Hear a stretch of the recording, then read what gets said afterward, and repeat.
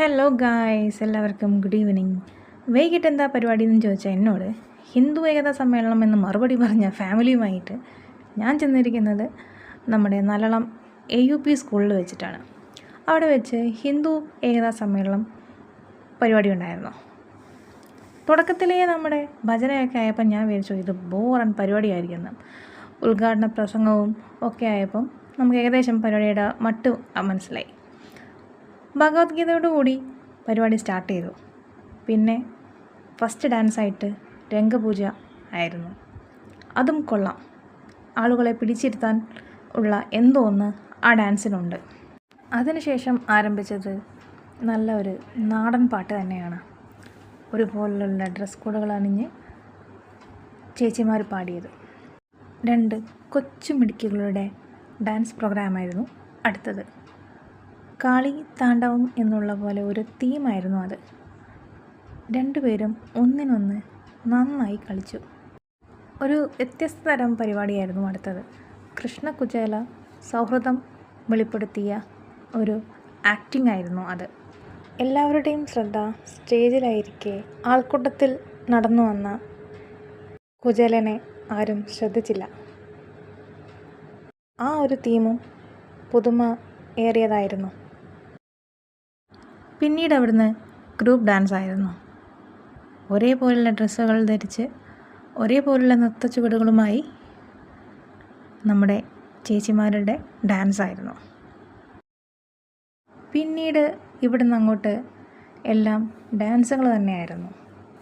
കൊച്ചു കുട്ടികൾ മുതൽ വലിയ ആളുകൾ വരെയുള്ള ഡാൻസ് ഉണ്ടായിരുന്നു. അതിൽ ഡാൻസ് മാത്രമായിരുന്നില്ല, തിരുവാതിര കൂടി ഉൾപ്പെട്ടതായിരുന്നു. അടുത്ത പരിപാടി എന്ന് പറയുന്നത് തിരുവാതിരയായിരുന്നു. മലയാളികൾക്ക് ഏറ്റവും പ്രിയപ്പെട്ട കലാരൂപം തന്നെയാണ് തിരുവാതിര. അതിൽ നിന്നും ഏറെ വ്യത്യസ്തമായുള്ള ഒരു കലാരൂപമായിരുന്നു വില്ലടിച്ചാൻ പാട്ട്. ഇതെന്താണെന്ന് ആദ്യം പറഞ്ഞിരുന്ന സമയത്ത് എനിക്ക് മനസ്സിലായിട്ടുണ്ടായിരുന്നില്ല. പിന്നെ പാട്ടും അവരുടെ ആക്റ്റും കണ്ടപ്പോഴാണ് സംഭവം എനിക്ക് പിടികിട്ടിയത്.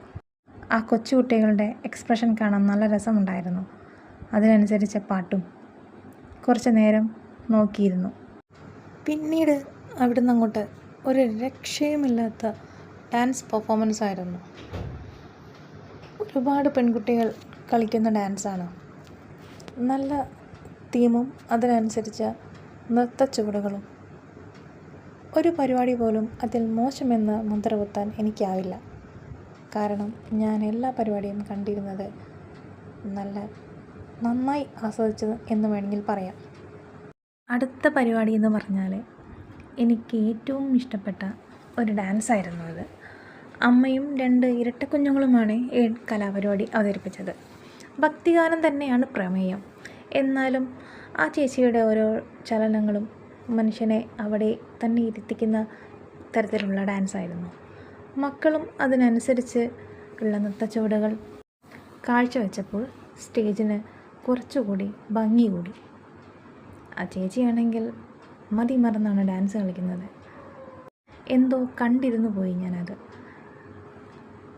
പരിപാടി കഴിഞ്ഞ് ചേച്ചിയെ ഒന്ന് അനുമോദിക്കണമെന്ന് വിചാരിച്ചിരുന്നു. പരിപാടിക്ക് ശേഷം ചേച്ചിയെ കാണുകയും ചേച്ചിക്ക് അഭിനന്ദനങ്ങൾ അറിയിക്കുകയും ഞാൻ ചെയ്തു. കൃഷ്ണരാധ പ്രണയം പ്രമേയമാക്കിയുള്ള ഒരു നൃത്താവിഷ്കാരമായിരുന്നു അടുത്തത്. കൊച്ചുകുട്ടികളുടെ ഡാൻസ് ആയതുകൊണ്ട് നമ്മൾ കണ്ടിരുന്നു പോകും അവരുടെ ഓരോ ചലനങ്ങളും.